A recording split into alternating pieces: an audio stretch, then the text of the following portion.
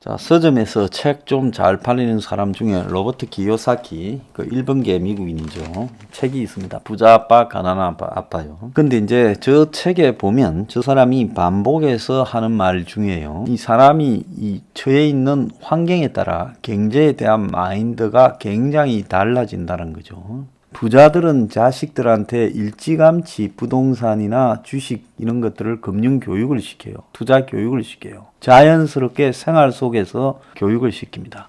요즘 보면 뭐 장관이나 이런 거 되는 사람 청문회 때 보면 자식들이 어린데 주식을 가지고 있잖아요. 또 뭐 자식이 어린데 부동산을 가지고 있잖아요. 재벌들은 다 자식들한테 조금씩 주식을 사주고 나중에 회사도 하나 떼주고 또 부동산도 떼주고 하여서 상속을 피해가기도 하죠. 그래서 부잣집 아들들은 어릴 때부터 이 금융 마인드가 남다릅니다. 그래서 시간만 나면 부동산을 사고 주식을 사고 하지요. 그런데 이 가난한 집에는 먹고 살기가 급하고 하루 벌어서 하루 먹고 살다 보니까 자식들한테 뺐다 박아도 주식이니 무슨 부동산이니 근처에 갈 수도 없으니 그냥 자식은 자식대로 아르바이트 뛰러 다니고 이렇게 사는 겁니다. 그러니까 매일 하루를 소모시키면서 사는 거지요. 그런데 그 격차가 나중에 보면 삶의 이 방식에 엄청난 차이를 낳아서 결국은 부자는 더욱더 부자를 살게 되고 가난한 사람은 설사 미천도 별로 없지만 투자할 수 있는 기회가 있어도 투자를 어떻게 해야 되는지를 모르니까 그 격차가 점점 커지고 있다. 이런 지적이 많습니다. 저도 이 말이 맞다고 봐요. 저도 솔직히 말하면 돈 버는 데나 이런 데 별 관심이 없었고 집에서 그런 걸 저한테 별로 주입을 안 시키는 문화에서 자랐어요. 자, 그러기 때문에 뭐 부동산 투기나 이런 걸 전혀 하지 못했고 그러다 보니까 돈을 만지는 부분에서는 마인드가 별로 없습니다. 그래서 제가 항상 제 방송에서 이런 투자 교육을 초등학교 때부터 중학교, 고등학교 때 학생들한테 학교에서 시켜야 된다. 그래서 가르칠 역량이 안 되면 외부에 강사를 불러다가도 가르쳐야 된다. 그래서 가난한 집 아이들도 이 투자라는 부분에 대해서 투자할 여력이 없더라도 그 내용은 알고 있어야 된다. 근데 학교에서 맨판 가르치는 거는 써먹지도 않을 교육만 가르치지 실제 실생활에 필요한 금융 교육이나 투자 교육은 거의 하고 있지 않다라는 문제에 대해 제가 그거는 매우 잘못된 대한민국 교육이다. 그래서 실제 살아가면서 각자가 다 느끼고 또 필요로 하는 부분은 거의 가르치지 않고 아무 필요도 없는 것들을 평생에 무슨 우리가 수학을 배운다고요. 어디 가서 합니까? 국어를 배운다고 어디 가서 써먹습니까? 영어를 배워서 써먹는 게 뭘 그래 많습니까? 그리고 물리니 무슨 화학이니 이런 거 배워서 어디다 써먹습니까? 자연을 배워서 어디다 써먹습니까? 오늘 조선일보가요. 모처럼 맞는 이야기를 했어요. 중고생 65%가 예금하고 적금의 차이를 모른다는 거예요. 그래서 금융상품은 원금을 잃을 수 있는데 68%가 전부 원금을 보장해 준다고 잘못 알고 있다. 그래서 학교에서 기본도 못 배운 채 사회로 나가게 된다. 지적을 했습니다. 저는 이게 매우 맞는 이야기라고 보고 있고요. 우리 사회에서의 격차, 부모가 물려준 자산에 의한 양극화 격차도 심각하지만은 그 격차 중에는 자산의 격차도 있고 또 경제를 바라보는 시각에 대한 격차, 지식에 대한 격차가 있습니다. 그래서 돈은 못 물려주더라도 그 내용은 다 똑같이 알고 이렇게 세상에 나서야 되는데 없는 집의 자녀들은 경제학 교육 자체를 아예 못 배우는 거예요. 그런데 이 투기나 이런 데 눈이 밝은 부모들을 두고 있는 집의 자식들은 어릴 때부터 지속적으로 부동산을 사고 팔고 주식을 사고 팔고 하는 것을 옆에서 배우고 밥상머리에서 배우고 또 귀로 듣고 실제로 또 애들 보고 사보라고 시키기도 한다는 겁니다. 그래서 중고생 10명 중에 7명이 은행에서 파는 금융상품은 전부 원금이 보장된다라고 한다는 거예요.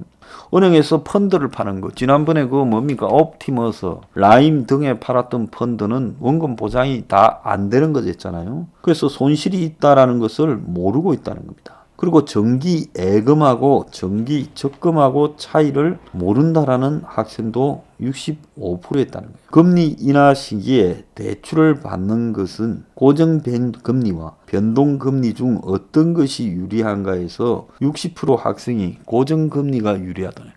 금리가 변동이 된다면 이 변동금리라는 것은 금리가 내려가면 자기의 금융상품 금리도 따라서 내려가는 게 변동금리인데 근데 고정금리가 유리하더라고. 참 이런 것도 지금 모른다는 거예요. 고3의 경우라면 내년에 대학에 진학해서 학자금 대출도 받아야 되는데 금리에 대한 기본 상식이 없더라는 거예요. 그래서 조선일보가 한교총을 통해 중교생 149명 또 중교 교사 105명을 상대로 설문조사를 했는데 학교에서 금융교육을 받았다라는 학생이 10명 중에 2명에 불과했다는 거예요. 동학개미, 서학개미 같은 온갖 말들이 사회에 주식 단어가 난무하고 꽃버스니 심지어 저도 잘 모르는 단어까지 온통 신문에 나오는데 주식 투자자가 900만 명이고 이 뭡니까? 비트코인 암호화폐 투자자가 수백만 명인 나라에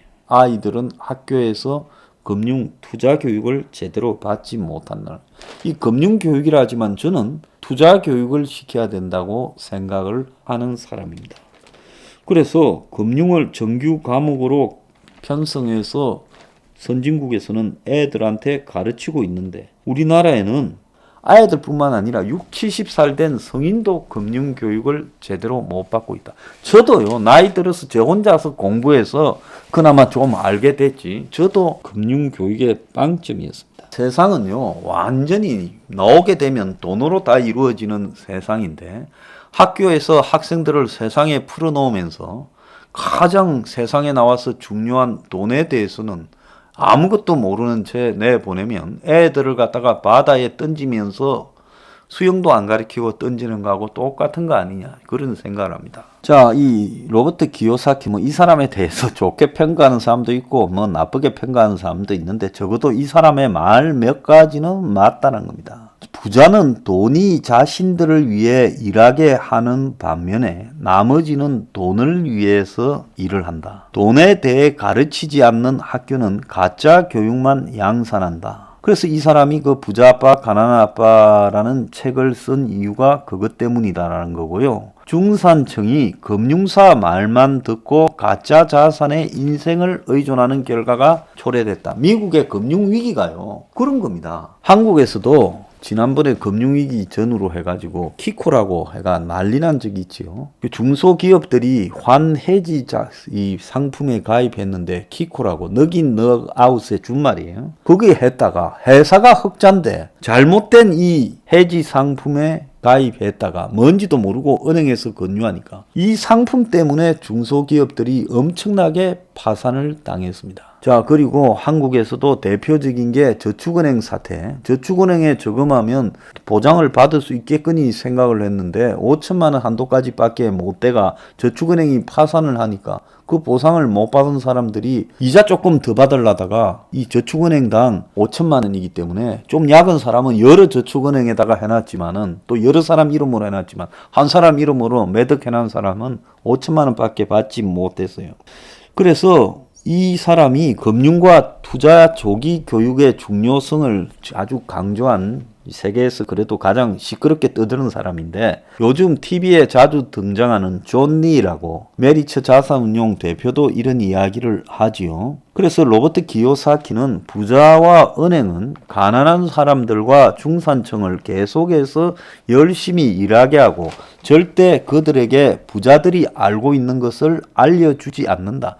저는 전적으로 이 말에 동의를 합니다. 그래서 기요사키는 은행가와 부자들이 하는 머니 게임은 학교에서 가르쳐 준 것과는 다르다. 그게 자기 책 부자 아빠 가난한 아빠 이야기다. 나는 47살에 충분히 돈을 벌어 더 일할 필요가 없게 되면서 부자 아빠 가난한 아빠 책을 쓰게 됐는데 세상의 머니 게임과 가난은 일반적인 사람에게 아픔을 주고 교육 시스템마저 부패하게 만들어 재무 관련 기초적인 지식도 가르치지 않고 있다. 그래서 기업과 투자가 부자가 되기 위해서는 두려움을 이겨내는 것을 배워야 하며 더 많이 공부하고 더 많이 연습해야 된다면서 습관적으로 일반인들이 일하고 저축하는 것을 경계해야 된다. 무조건 일만 열심히 하고 저축만 하면 되는 게 아니라 이것도 잘못 살고 있다는 걸 알아야 된다면서 경제위기 속에서 더 열심히 일하고 그러는 사이 세계은행들은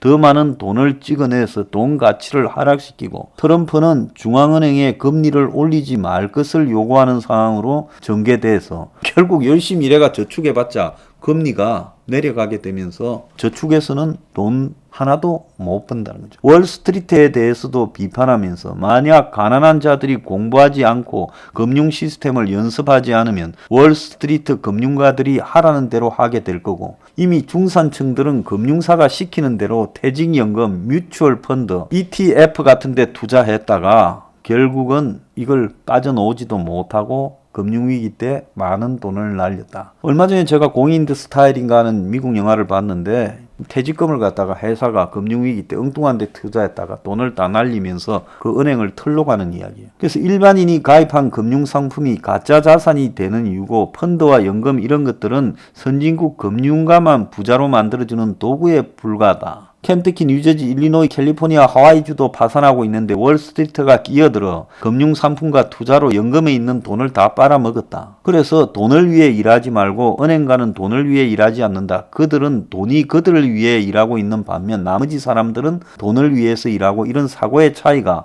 부자와 가난한 자의 차이를 현저하게 벌였다. 이랬습니다. 그래서 한국에 금융교과서를 채택하고 있는 곳은 한 곳도 없습니다. 35%가 정기예금 적금 차이도 모르고 금융교육을 받아봤다가 20%도 안 되고 금융교육이 향후 도움이 될 거라는 것은 97%가 학생들이 답을 했다는 거예요. 교사들도 금융교육을 해봤다는 사람이 44%밖에 없고 금융연수를 받았다는 사람이 34%밖에 없다는 겁니다. 그래서 학생들이 금융 지식을 얻는 거는 부모 유튜버, 인터넷 사이트고 학교에서 얻는다는 20%밖에 없어요. 자, 교사들이 보는 금융교육이 불충분한 이유는 입시나 이론 위주로 하거나 금융에 대해 학생들 관심이 낮아서 정부 지원이나 강사 자질의 문제다라고 이야기를 하는데 초중학교의 금융과목 비중이 0.1%도 안 되고 수능에서 경제 선택은 2.3%밖에 안 되고 학생들 94%, 교사의 72%가 이런 게 필요하다라고 이야기를 하고 있습니다. 미국은요, 금융위기 이후에 정규 교육으로서 금융교육을 강화해서 2008년 이후에 45개 주로